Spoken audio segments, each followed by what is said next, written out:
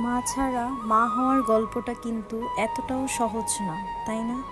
একটা বাচ্চা পেট থেকে বুকে আসার গল্পটা কতটা যে কঠিন তা একটা মা ছাড়া কেউই বলতে পারে না। আসসালামু আলাইকুম গাইস, সবাই কেমন আছেন?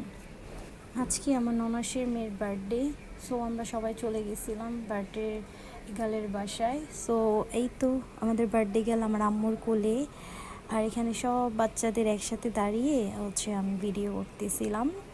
দেন এই তো সব বাচ্চারা মিলে বেলুন ফুলাচ্ছিল, হ্যাপি বার্থডে লেখাটা ওয়ালে সেট আপ করবে, দেন সব রেডি করছিল।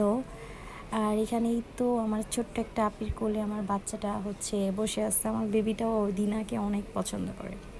আপু নাস্তা দিয়েছি, আমি বাচ্চাদের সবাইকে নিয়ে একসাথে বসে খাচ্ছিলাম আর কি। এই তো লাস্ট সবাই মিলে করছে হ্যাপি বার্থডে।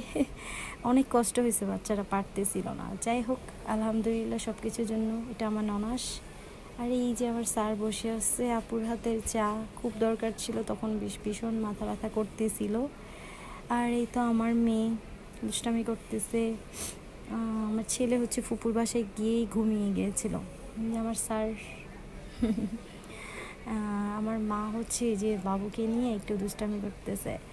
আর আমার মেয়ে আমাকে ডেকে ডেকে বলতেছে, মা শুনো না, আমাকে একটু ভিডিও করে দাও না। হ্যাঁ, যাই হোক এই তো। আর এই তো বার্থডে গার্ল চলে আসছে। দেন বার্থডে গার্লকে রেডি টেডি করি, আমি ভিডিও ক্লিপ নিচ্ছিলাম। এই যে আমাদের বার্থডে গার্ল, আর এই যে আমাদের পরি। আমাদের পরি আর কি বলবো। এই দুই বাচ্চার জন্য সবাই অনেক অনেক দোয়া করবেন। এই তো বাচ্চা পার্টি সব একসাথে হইলো। দেন ও হ্যাপি বার্থডে বলে চিৎকার দেওয়াতে আমার ছেলে তো ভীষণ কান্না করতেছিল।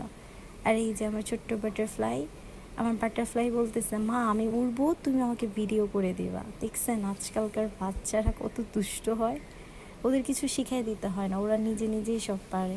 আর এই তো বার্থডে গার্লের কেক, আলহামদুলিল্লাহ খুব মজা হয়েছিল। আর এই তো বিরিয়ানি, দেন জর্দাটা ভীষণ মজা হয়েছিল।